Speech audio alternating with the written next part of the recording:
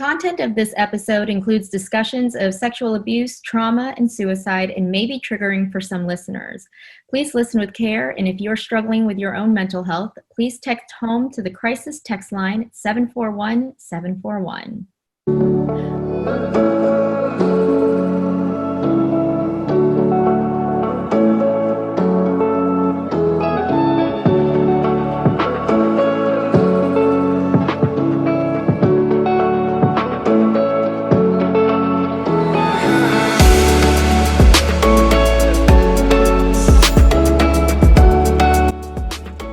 Welcome. I'm Lori Lee Binstock, host of a Trauma Survivor Thrivers podcast. November is around the corner, and it is a month dedicated to veterans and Veterans Day, honoring those who have served our country. Sadly, veterans are a large majority of people suffering from trauma and post-traumatic stress disorder, or PTSD. Traumatic events such as military combat, assault, disasters, or sexual assault can have long-lasting negative effects such as trouble sleeping, anger, nightmares, and alcohol and drug abuse, among others. When untreated, these symptoms can develop into PTSD. A psychiatry study found the rate of PTSD to be 15 times higher in military men and women and veterans than in civilians. In this episode, I'm joined by Sergeant Karalyn Martin, and finalist for the Miss Veteran America competition, a program that raises awareness for female veteran issues. Sergeant Martin, thank you so much for joining me today. Thanks for having me. Well, you really are the epitome of a trauma survivor, thriver, even before you were in the military. You know, in the military, you had so many accolades, including, but not limited to, the Navy and Marine Corps Achievement Medal, National Defense Medal, and the Global War on Terrorism Service Medal. I mean, I could go on. I feel like there was so much that you've done in your life, but you've also struggled with PTSD and suicidal ideations, suffered from emotional and physical and sexual abuse as a child, and then military sexual trauma. Could you share your story for me and our listeners? So growing up there, at some point, whether I'll ever know the truth from one parent's side to the other, is I was taken away from my father. So I kind of grew up not knowing who my father was. I thought somebody else was. And during that time, growing up, that's where I faced the emotional and physical abuse. And then I lived in Texas for a couple of years once I found my father. And this was a whole new family to me. I had no idea they existed. Little did I know that I had come across them, but I didn't know that they were family. I just thought they were random kids, you know, from the neighborhood we were in visiting Texas. So when I did move down to Texas to live with my father and his brand new family, I was really excited. And my grandfather, my paternal grandfather and grandmother lived right across the pasture. We lived on the same land, so you could just walk, 50 yards maybe. And one evening, my grandfather and I, whether it was the moon or something going on with Mars, he was really into telescopes. He was really intelligent. And so myself and my younger stepsister were supposed to be out there waiting for whatever to happen and look at it. Well, my younger stepsister had left, so it ended up just being myself and my grandfather.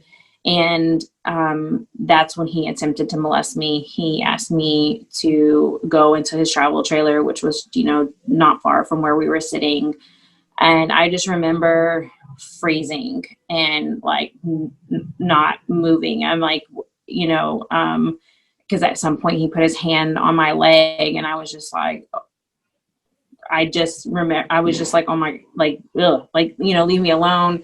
I was just no. I remember telling him no over and over again. And I still sat out there waiting for my stepsister to come back and didn't really know what to do or how to act. And so I waited a whole, almost 24 hours, or I guess not 24 hours, but the next day. And I'm who do I tell? I don't even know this family this well. So I did make a phone call, and then next thing I know, all the family showing up. I remember my dad peeling into the driveway. I remember him just sitting there chain smoking with a weapon there, laying in front of him, if I recall correctly, a 9mm. And I was everybody's like, just calm down. Like I guess just from, if I understood correctly, they were more worried about like him killing his own father. And then, I remember being like, kind of like out in the pasture, and, ultimately, the grandfather committed suicide. But it wasn't a year later that I turned around, and then my father's being charged as a sex offender, and I'm his victim, and there was another victim involved. And again, it wasn't like any type of actually what we considered assault, but it ended up being, a felony charge. How old were you? 14 when I was forced to go back to North Carolina. And then I came because I finished like just the tail end of 8th grade up there. And then that summer we ended up moving back to Texas, or I ended up moving back to Texas. They moved to Texas, and we stayed with my maternal grandmother for some time. And then things just escalated from there. I mean, there was a point that I ran away from my mom's house to my grandmother's business associate, because my grandmother's a licensed professional counselor and owns her own private practice down there. That I ran to her business associate's house, which was like contiguous to our neighborhood, and told them, like, if you make me go back, I'm going to kill myself. 14 years old, 15 years old. I'm not doing this. Like, I can't live like this. In Texas, victims advocacy will pay for the victim to get therapy and stuff like that. And there's allocated funds for that. And so I ended up seeing a therapist that worked with children for some time.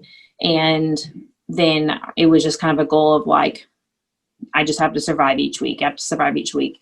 And then ultimately, if I graduate early in the state of Texas at 17, you can either be emancipated, but if you're graduated, you're done. You're an adult, and because you can be charged as an adult, you can leave as an adult. We didn't grow up as women because it was my mom and two girls, with our bodies like being sexualized to us. It was just a body. So with what happened, I didn't understand that it was wrong at that age, around 13, 14 years old. When I had to do the police report myself, I thought I was in trouble. So it took me some time into adulthood to understand what my father did was wrong. So there wasn't really any animosity or hard feelings against him, because I was kind of confused. So he was kind of back in the picture. He's the one that, agreed and kind of helped me start college. And so then at 17, I left in January 2007 and went to the Marine Corps. Did you feel like that was your only way out? Yes. I felt like if I stayed in Corsicana, Texas, that I wasn't going to survive. You still have a relationship with him? Not as of now, I do not. Prior to me opening up about this, I did. And I've been a public speaker in this area for about 4 years, almost 5 years now. So this isn't the first time that it's been spoken, but COVID has pushed virtual and opened me to this whole new world of podcasts and virtual interviews and stuff like that, or newspapers.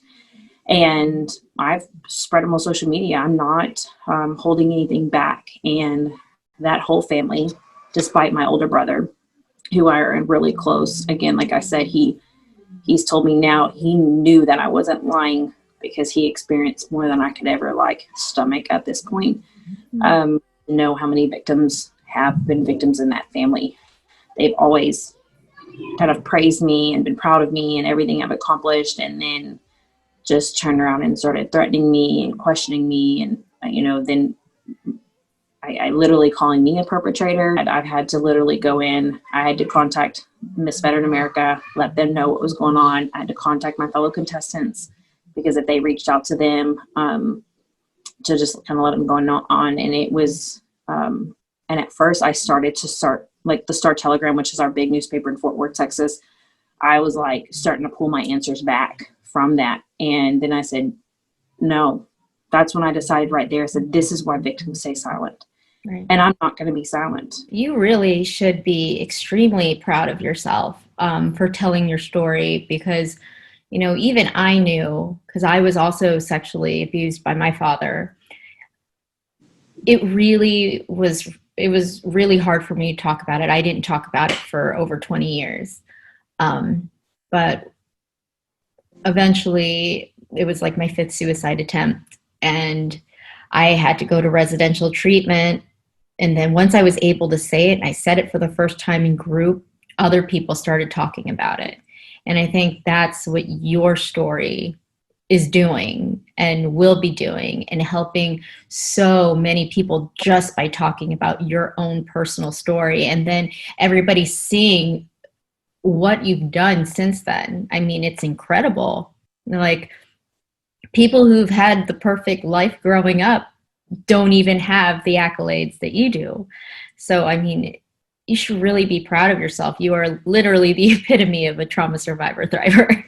But I do want to get into you using the military as an escape from all of this abuse. And I'm just curious if, as a female in a male dominated profession, were you aware of the sexism in the military going in? Absolutely not. I only knew at that time what commercials showed us, that they were the elite, they were the best, this was going to be the most difficult. And when people ask why I chose the Marine Corps, because they were the only branch at the time that didn't make you cut your hair. And honestly, and then that was the first recruiter who called me back, I went with it. But my hair was really important to me not to cut for some reason. And I said, you know what? Why not? I've done all this in my life. Why not pick the most challenging branch? And so I had absolutely no idea that I'd never dealt with sexism at all. So I wouldn't even been able to tell you what that was at that point in my life. Well, I know that you also dealt with military sexual trauma. Correct. What was that like for you? Especially with what you've gone through. When it started happening, I felt like I lost again. I felt like I escaped for what? I feel like I'm right back in the same situation I tried to get myself out of. And it was horrible. I wasn't ready for, at first, really the harassment, it was almost like we owed it to male Marines to give them what they wanted, especially if they were intoxicated. There was no respect there. It didn't matter. And we learned and we came in with a bad name. And I'm like, then just the derogatory names that they had for female Marines. And we all fell into that category. And I'm an alpha female. I'm A type personality. When it comes to the military type stuff. Otherwise, I'm a turtle. I'm an introvert. But I said, I'm done. You're not going to do this to me. I've had enough, and I'm going to say something. I'm going to speak up, because if I don't, then who will? And you'll keep doing this to somebody, and I'm not putting up with this. I don't deserve this. I earned being a Marine. This is my rank, and just because you're a higher rank doesn't mean that you get to do what you're doing to me. So I learned really quickly, though, that opening your mouth just leads to a career for repercussions that followed me everywhere. And I couldn't go with any legitimately male friend, and everybody seemed to know about this sex life I had that I didn't know about. And so it was just, if you didn't give them the time of day, then it was just a rumor mill, and it just never stopped. And then especially that the specific Marine that I first had an issue with was supposed to be discharged from the military after that current contract, only for me to see him a couple of years later. And I had no idea. I was leaving the current air station to go to physical therapy, and I ride a sports bike. And so now still do. And I went to get on it, and this bike pulled up behind me, and I'm like, we all have the MOS I was in is called GSE, or ground support equipment. We all had our own motorcycle parking, so we all know who rode what bike. So when this bike pulls up, I can't see. It's a full face helmet, full jacket, and then I hear his voice, and I remember my feet feeling like they had just melted, or my boots melted into the asphalt, and I couldn't move. And all I remember him saying was, "Well, look who's looking good, Dixon," because that was that's my former name. And and he had been promoted. He had held higher billets. He was clearly right down this, street in California at a different air station. And, but in Afghanistan, the same thing happened. I couldn't go anywhere without, wondering if something was going to happen to me. And because I went from Camp Leatherneck or Bastion, which is our large base, and I was harassed to the point that they sent me down to Camp Dwyer. Then I literally was the only female. Wow. Oh my gosh. And it's a more dangerous base on top of that, because we had so many Afghan nationals there working the base. So our weapons were in a different condition, as far as being ready to be in a firefight on Camp Dwyer versus Camp Bastion. And I was only female, so we would work midnight to noon or noon to midnight. Either way, you're still at some point in the dark. And so that's what I dealt. I mean, every time I walked back and forth, I took that chance of something happening, and it did. That is one part of me that, when I did EMDR treatment, following all of this, I haven't gotten there yet. So I was severely hurt. But I had learned to keep my mouth shut, because I just knew nothing was going to come of it. And so I just didn't see that coming. And you're a female Marine, and we're supposed to be, the baddest of them all. And to not be able to defend yourself and not be in, and then knowing that your own brothers did that to you. You're out there in Afghanistan. This is where we're supposed to be at war. We're supposed to have each other's back.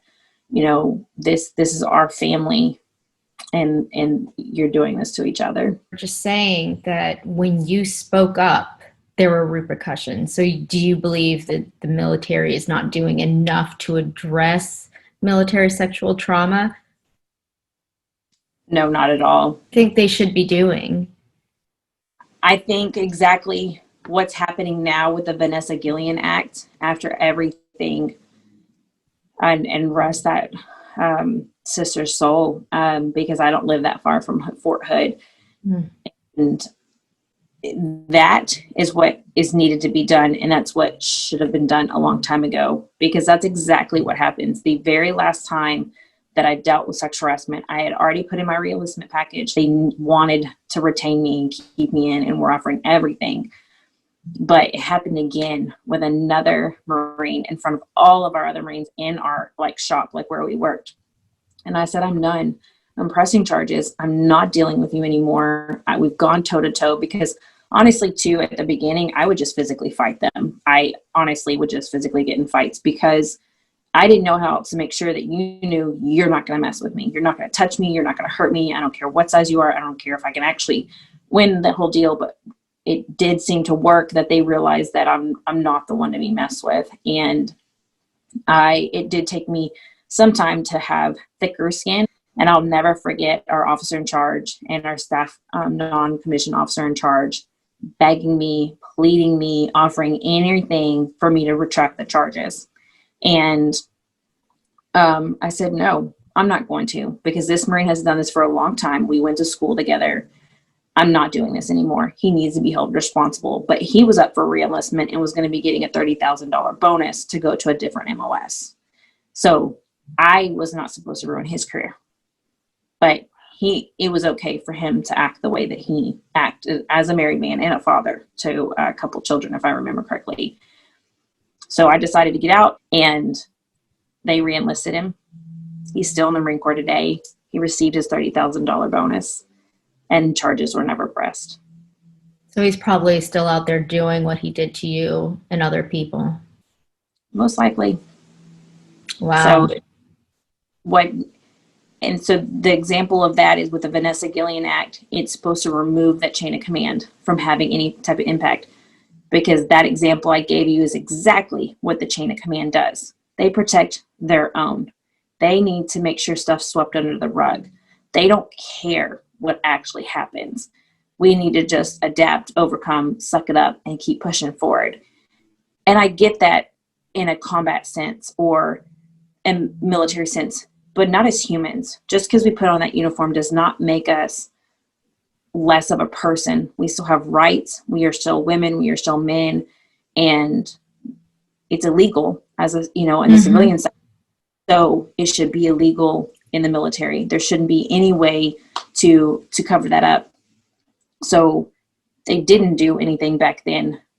I'm praying that both the House and the Senate together can agree that this has got to change, because you're going to see more and more stories coming out. And you have coming out of Fort Hood. It's been bad. It literally would turn the military upside down in a good way if the Vanessa Gillian Act is passed, and it allows victims, because males are victims too. There's definitely females not alone in that. There just may not be as many statistically, but they also are less likely to speak up as well because of the pride.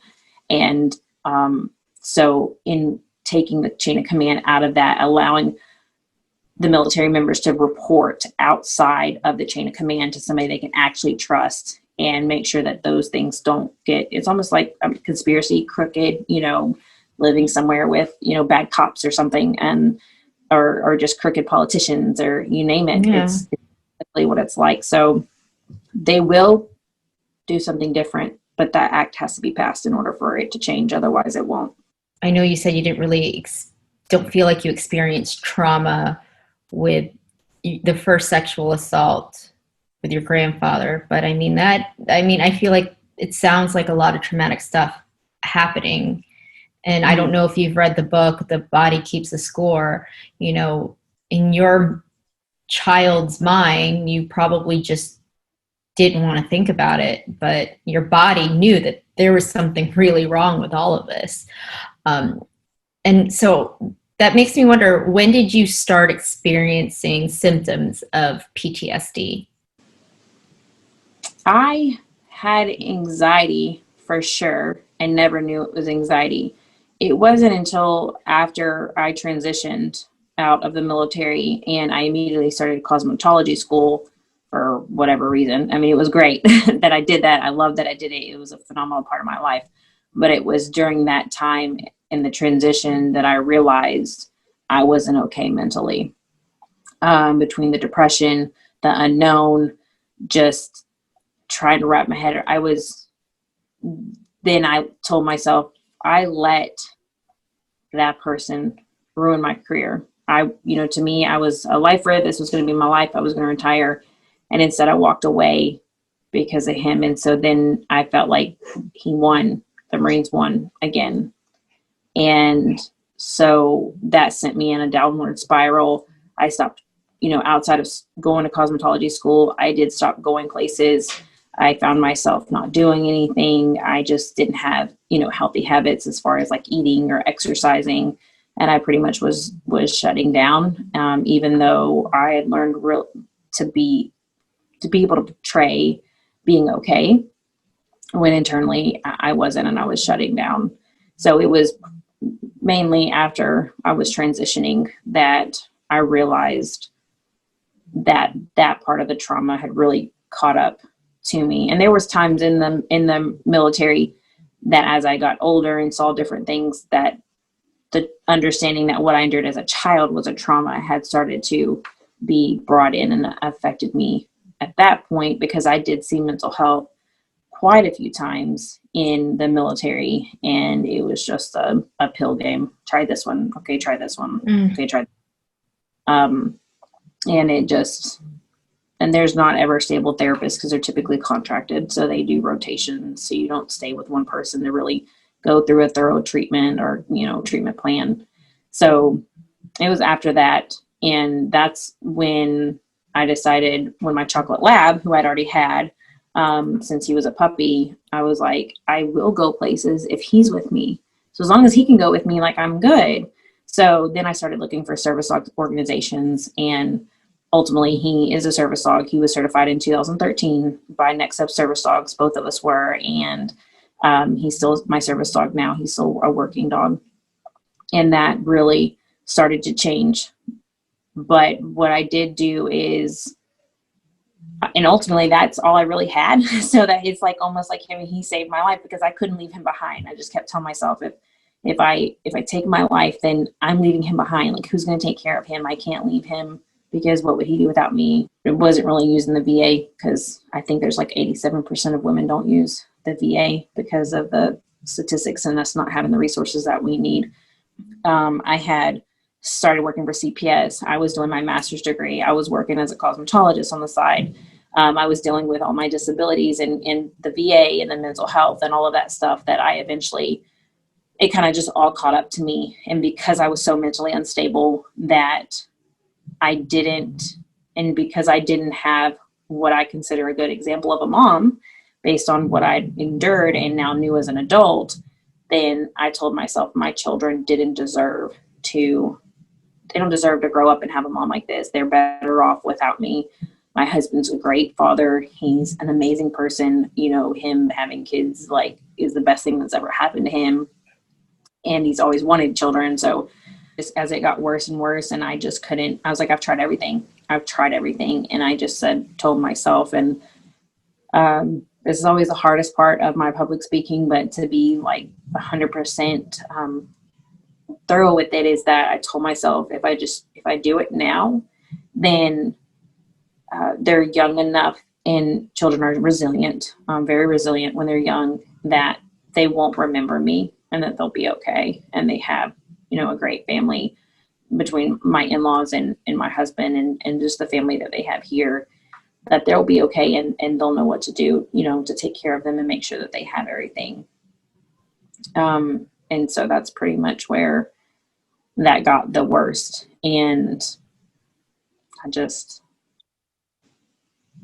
and I didn't ever say anything to anybody about it. I just continued to spiral down. I worked as hard as I could to make sure that I paid for everything and I provided for everything. But ultimately, I never spoke up about it. I never, like, getting help. I never asked for help on that end, if that makes sense. I would never be honest about it. You did EMDR. Mm-hmm. When was that, when you made that decision, and how did that help? So out of nowhere, one of the, whether she was a board member or just a member of some sort from Next Step Service Dogs, was coming into Fort Worth, and she was going to be presenting Air Power Foundation a plaque or thank you for the grant that they had. Air Power Foundation, other veteran nonprofits apply for grants. What they do is raise millions of dollars a year, and then they kick that money out to veteran nonprofits. So she was coming here to present them with the board with a thank you during their meeting, and I just happened to be here. So she asked me and my service dog, Coco, to come with them so that they can see a recipient of what their money does, what the grant does and how it works. And so I was just supposed to be standing there with my dog and just, quiet. The chairman at the time asked me my story, and I was like, I don't talk, so I was like, long story short, I kind of told him, brief overview of it. And he asked if I would be willing to speak about it in public. I was like, I don't speak in public. I mean, in the Marine Corps, yeah, I can project, I can sit up there as a leadership. And then I was just like, I guess. So they went to launch Skyball, which is their large fundraiser every year. And we do it at this place called Stall Power. It's this like fancy appliance and floors and stuff. And I spoke for the first time, and I told them about my struggles then in California, what led up to me getting a service dog.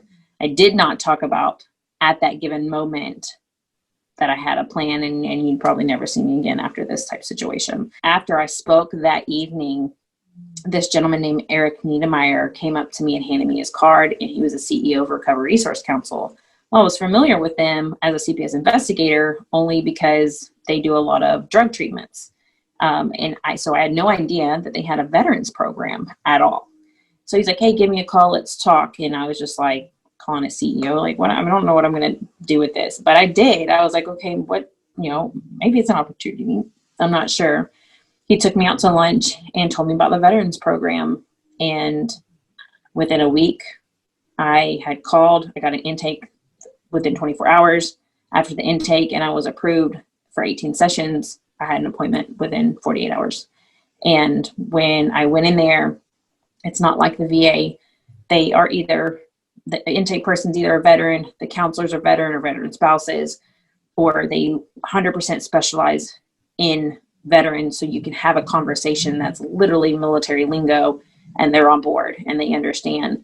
And it was just so calming and relaxing that I started EMDR treatment once she explained it to me, and I did 18 sessions of EMDR treatment. So what Taya Kyle, which is the late Chris Kyle's wife or widow, and I are really good friends. And I met her speaking a couple years down the road. And I always say, I don't know how to describe that. I don't know how to say like what happened, but ultimately that it didn't just change my life. It saved my life. And at the time that, you know, I gracefully was trying to take myself to the back of the room from that speaking engagement, Taya Kyle completely intercepts me. And just, she's very a God-fearing woman, and so am I. And she just looks at me and just tells me that it's divine intervention. When we do launch Skyball every year, the donors are there. And the donors can hear from like the CEOs and the founders of these different organizations and say, hey, this is what we do with veterans and whatnot. But there's not, I'm the only veteran that stands in front of them and says, I'm the veteran. I went here. This is what your money did for me. You know, it literally didn't change my life. You saved my life. And every year that I speak, I had done something else new. I, you know, finished my bachelor's, or I obtained my master's, or every year I've made sure that I add something else for them to know what else I'm doing. And then eventually I just got heavily into nonprofit and working with veterans across the DFW area. You were a finalist in the Miss Veteran America competition. Can you tell me a little bit about that program and why you participated? The underlying, I guess, whole competition thing is we're going to be spreading awareness about homeless female veterans. And I'm like, homeless female veterans? And then I look at the statistics and I see what Final Salute Incorporated is, and they're the ones that created Miss Veteran America. And they're the fastest growing homeless population of all segments. And I was floored.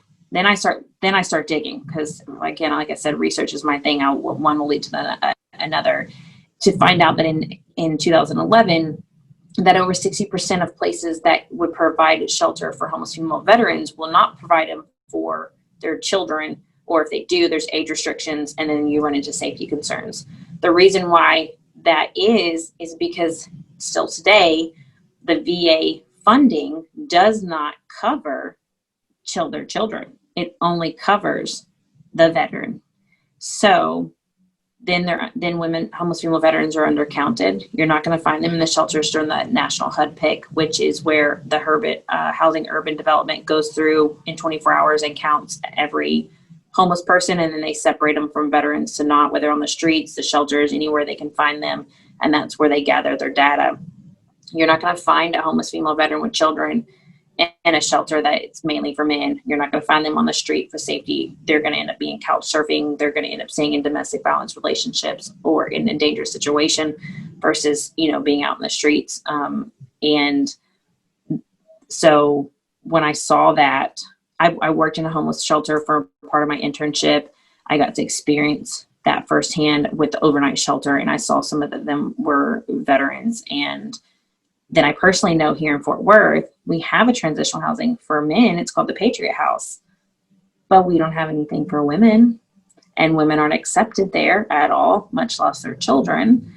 Thankfully, Union Gospel Mission, where I did my internship, they have a program, and each tower has either single women, single men with children, single women with children, and then intact families. But their capacity, they can only take so many. Otherwise, there's nothing else out there for female veterans in this area. And I think we've roughly got a little over 2.2 million people in the county I live in.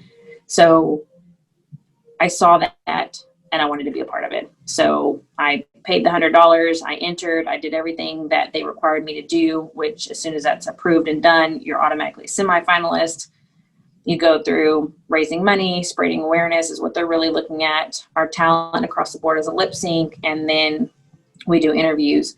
I've never worked with women that have the same passion, that are driven, that are like, can have a conversation and have differences, but we're all there on the same platform together and truly be building each other up and be genuine about it. They're phenomenal. And I was like, we just became a part of a tribe and a sisterhood that you would have never convinced me existed all in one place. And so towards the end, ultimately the end results for me personally were I did make top 10. Listen, at the end of the day, I don't need a crown to do what I do. I don't need a camera to be in front of me. I don't need to take pictures all the time. I am a boots on the ground person, and my heart is here. And Texas statistically has the highest amount of homeless female veterans in the whole nation. Thank you for taking the time to speak with me. Yeah, absolutely. Thank you for having me. Absolutely.